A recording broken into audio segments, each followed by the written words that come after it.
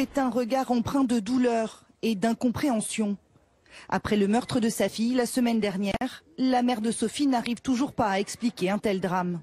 Ma fille était quelqu'un de très douce, très gentille, très agréable. Elle adorait les enfants. Étant toute petite déjà, les enfants étaient auprès d'elle. Sophie, 21 ans, s'était installée à Londres il y a un peu plus d'1 an comme jeune fille au pair. Elle s'occupait de garder les enfants, faire le repas, le ménage, mais était payée une misère, une 50aine d'euros par mois. Elle semblait déçue.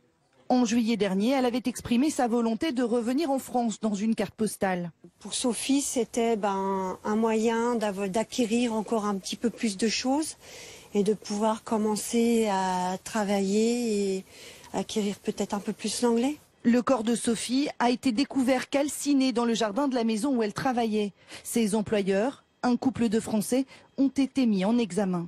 J'attends que la justice fasse son travail.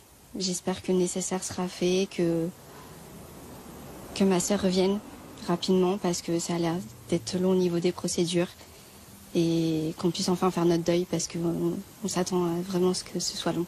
Que les gens nous laissent tranquilles. Et aussi qu'on nous laisse tranquilles. Oui. Il ne faut pas prendre sa mémoire sous prétexte de plein de choses. Laissez-la en paix. C'est tout ce que je souhaite. Et que si des gens veulent faire des marches blanches ou autres, qu'on me demande l'autorisation. Le corps n'a pas encore été formellement identifié.